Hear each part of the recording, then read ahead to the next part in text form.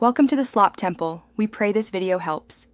You start by making sure Discord is up to date and running the desktop client. This ensures floating features behave correctly. Enable developer mode and any experimental overlay or floating window toggles in settings. These are essential.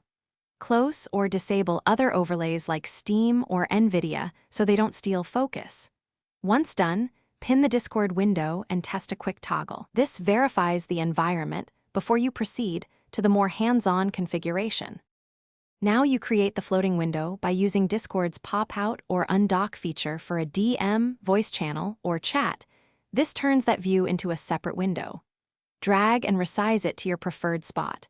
Snapping to a corner keeps it accessible without covering content.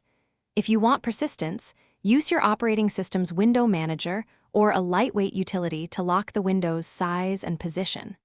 Once set, interact with it to confirm input focus and audio behavior remain consistent. Finish by assigning hotkeys and focus behavior so you can toggle or focus the floating window quickly. This improves workflow and reduces accidental clicks. Test audio routing, notification visibility, and whether other apps steal focus. Make adjustments in Discord and your OS settings as needed. If the floating window fails to stay on top or loses audio, restart Discord first, then disable competing overlays, and as a last resort, reinstall the app. This troubleshooting path resolves most problems and restores the floating window reliably. Thanks for watching. Consider subscribing if we helped you.